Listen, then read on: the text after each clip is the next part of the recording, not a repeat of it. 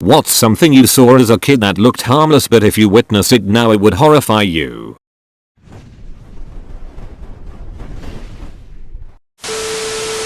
Until the age of 12 my grandma had custody of me.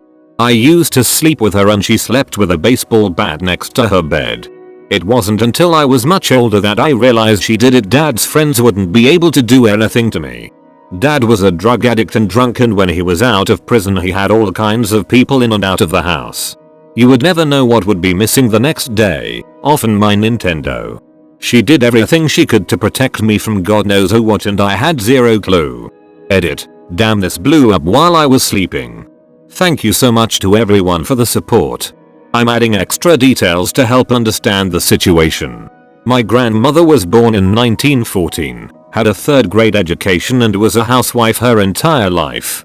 She was already 71 when I was born.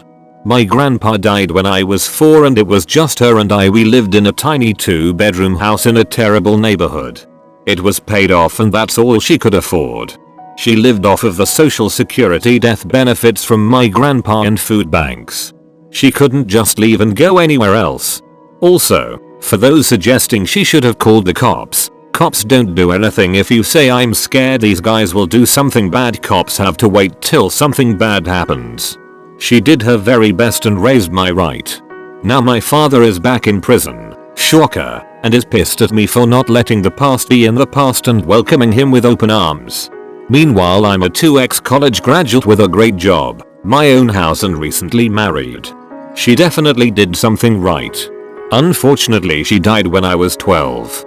I'd give anything to be able to tell her how grateful I am to her for doing everything right. I was about 8 years old and I walked into a public bathroom and I saw 2 people holding small spoons slumped in the corner. I remember telling my mother afterwards and she told me they were tired after eating birthday cake. Edit. Thanks for the gold. My dad had to eventually tell me the truth about heroin because I wouldn't shut up and was horrified that people would be eating cake on the dirty bathroom floor. When I was about 4 years old I grabbed an Australian brown snake and swung it around like a lasso. The second most venomous land snake. A bite from one of these is a certain death sentence for a child. When I was a kid, I would go fishing with my dad quite often in the middle of the woods. One time, we heard what sounded like a woman scream. It spooked me, but not terrified, mostly just confused me. My dad was like, you know what, I am starving. Let's head home. And we left faster than normal, but he acted normal. Years later, we were reminiscing about all the adventures in the woods, and I mentioned the weird scream, and he said, oh, yeah, that was a mountain lion. As soon as I hears the scream, I looked up and saw it looking directly at you from the bank. That's why we got the hell out of Dodge. I had no clue. Edit for clarity, I don't think it was hunting us. I think it saw us as a threat to its territory, and gave us a warning to GTFO. I think if we would have stayed, or panicked, it might have attacked. While mountain lions do sometimes attack humans for food, usually children, they are unlikely to waste the energy, especially if the child is with an adult. But if they are going to attack you for food, they obviously aren't going to warn you.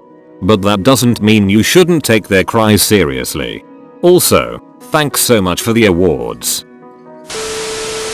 That's a smart dad, haha, big props to him. What I've heard as a Floridian is if you get the chance to see them they are just defending and you should leave. If they want to kill you you won't ever see or hear them. Good to know. The original comment confused me because I was thinking why on earth would the mountain lion make a sound to be like hey kid I'm gonna eat you seems very uncat-like, but the idea they're trying to warn you is an interesting take. Mountain lions being bros. When I was in 6th grade a girl showed up to school with a Tinkerbell tattoo on her hip. In our child brains, we found this very mature and grown up that her parents had let a family member tattoo her. Looking back at it now, it's concerning that anyone would sign off on a tattoo for a 10-11-year-old. Same thing happened at my school. In 6th grade a girl came to school and while changing for gym she showed off a big tattoo that said daddy's little girl on her barely developed breast. She turned out okay but you can still see the tattoo in pictures she posts on Facebook and I cringe just thinking about it.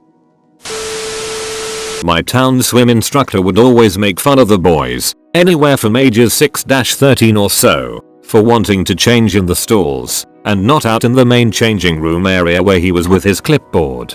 He was eventually arrested when a computer tech found child porn on his laptop when he took it in for some repairs, and thanks to the trial we learned that he was filming us with a little camera attached to his clipboard. Also, that he had been molesting a disabled boy that was in his care. This reminds me that my Scouts leader at age 6-10 always insisted on basically seeing us naked when showering. We often were on campsites where you needed to put a coin in the shower for hot water, and she would only give us the coin once we were fully undressed because we would lose it otherwise. She also made fun of and forbade a girl wanting to shower in her bikini in group showers. Her reasoning was that it would be wet and maybe she'd need it the next day and then catch a cold. When the girl said she had a second bikini though, that didn't change a thing. We also were forced to shower naked together in groups of 4 a couple of times because we would waste water otherwise. I knew it was bullshit back then and it made me really uncomfortable. I tried to reason with her and call her out, but she never backed down. Still, I just now realized exactly how fucked up that was.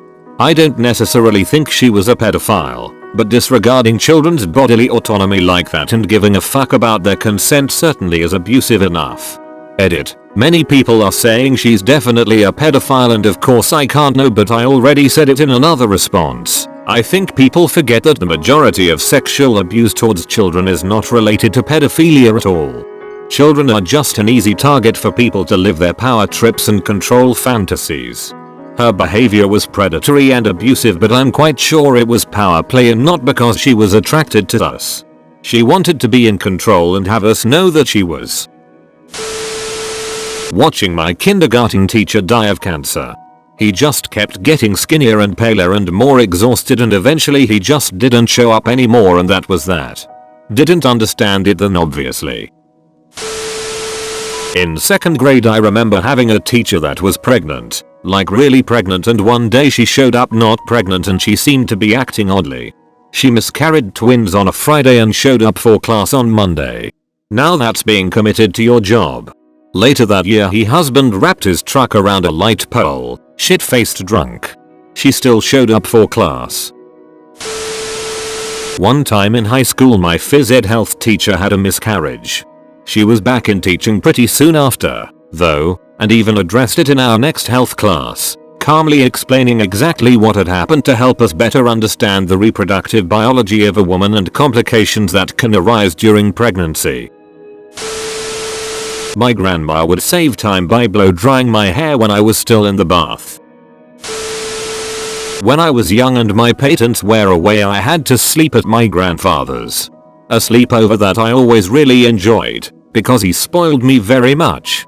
I also liked the fact that each day my uncle came over for a few hours for some coffee. It was something I usually enjoyed. Because my uncle and I have the same, weird, name, so it created a bond between us.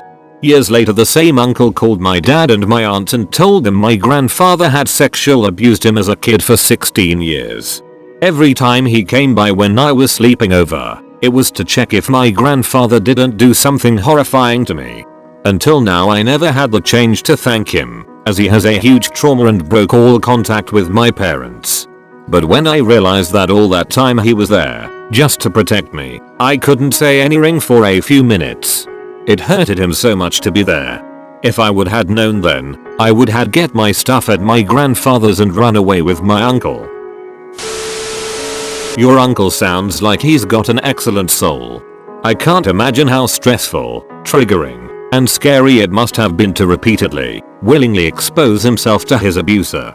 It must have terrified him to see you there, always feeling like he was the only thing standing between you and horrific abuse. He's a hero, and he's got the courage of one. I'm so sorry to hear he's endured so much trauma, and I'm very thankful to hear you weren't abused.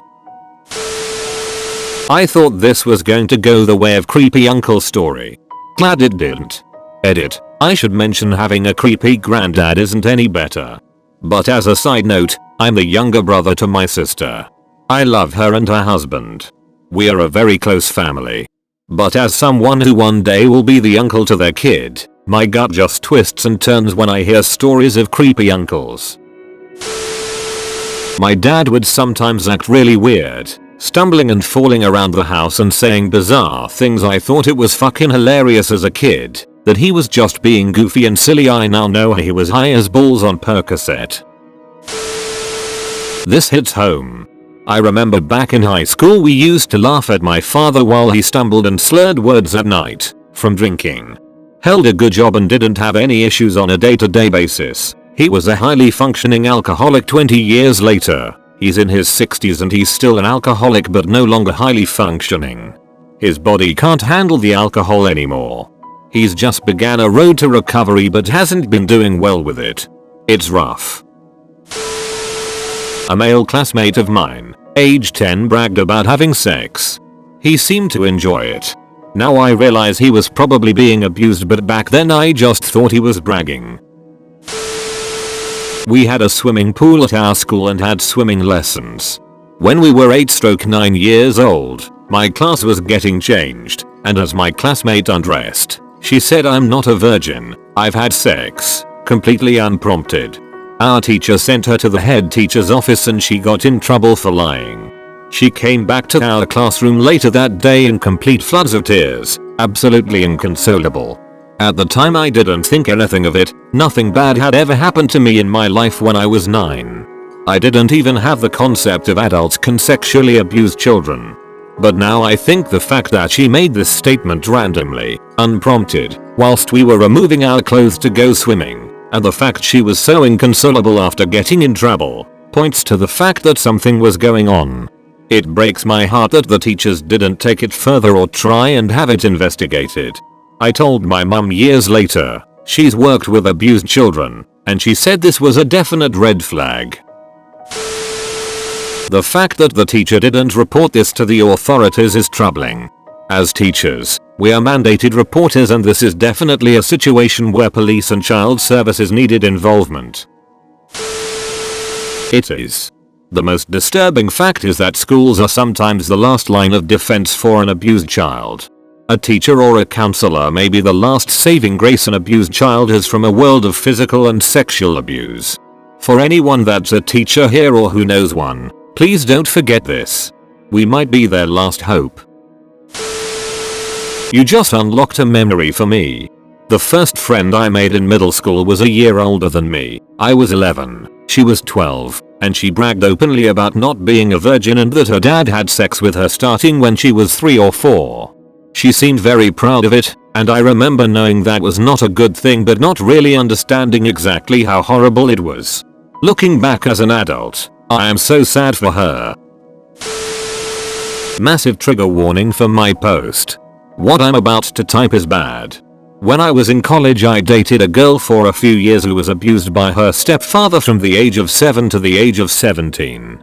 The things she told me were some of the most horrifying and tragic things I've ever heard, and even though I haven't seen this girl in almost 20 years, I don't know what I would do if I ran across her former stepfather.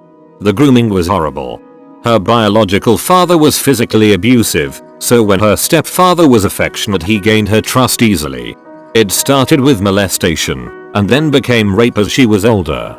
During a breakdown she told me that she thought she deserved it because there were times when she enjoyed it. There were times that she herself initiated it. But that's because he started doing this to her when she was 7 and started raping her when she was 11. As she started to get older and develop from a little girl into a woman he started to get upset. He gave her so many complexes and an eating disorder because of this. He wouldn't let her shave her legs or armpits because he was a pedophile. So on top of everything she was dealing with she was getting teased at school. He forced her to wear clothing from the children's or young misses department, even when she had fully outgrown them. She started to tape her chest down because he told her that her breasts were unattractive. She struggled with anorexia because it was the only way she could fit into the clothing he would buy her. Her mother caught the guy molesting and raping her 3 times before she finally did anything. My ex was 17, almost 18 when it happened. And when she finally did something about it, it wasn't because this pedo was raping her daughter, it was because he was cheating on her. Her mom even partially blamed her for stealing her man. Alternatively, he could have just had an older brother or been around older boys and heard them bragging about that, so he starts bragging about it too because in his mind bragging about it equals cool. Boys like to model their behavior off of older boys without necessarily understanding the concepts involved with what they're talking about. Not as bad, but slightly related.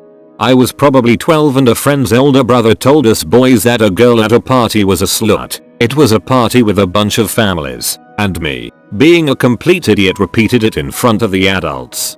I got beat and grounded, and 30 years later I still hope the girl doesn't remember it, think poorly of it, and doesn't have any issues because of an idiot kid blurting out what someone else said.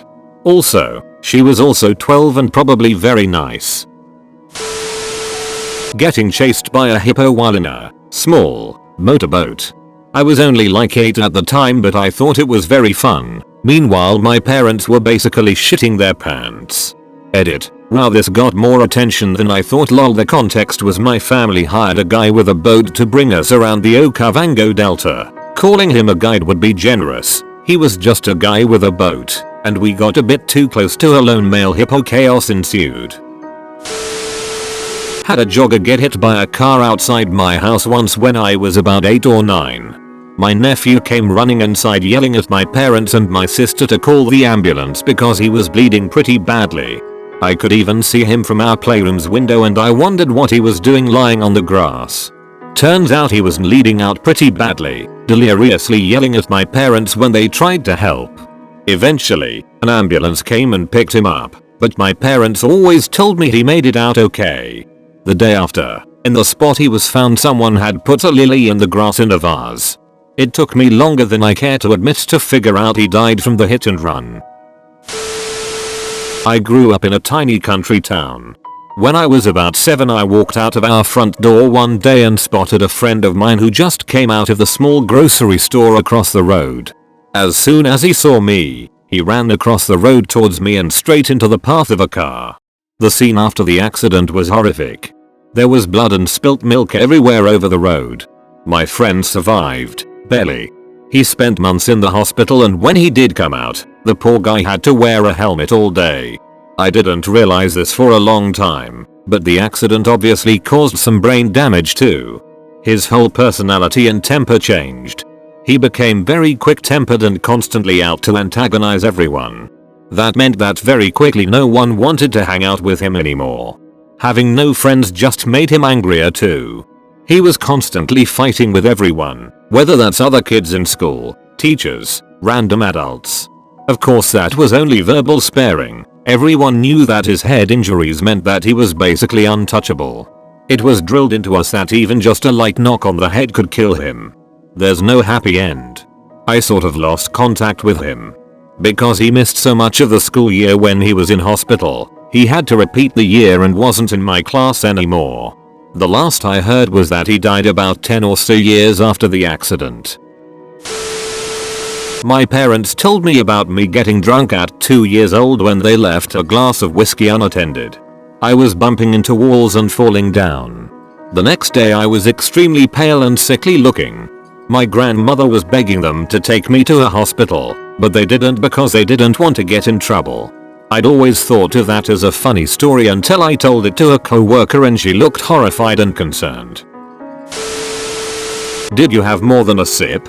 I can't imagine it tasted nice to a 2-year-old, but a bit sip at that size could def fuck you up.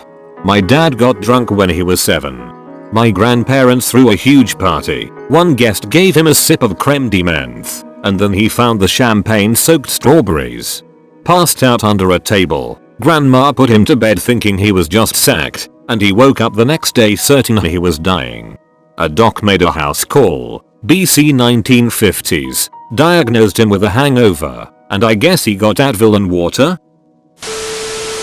It was when my nanny and I role-played to be in a relationship an abusive relationship. Mind you, I was 8 at the time.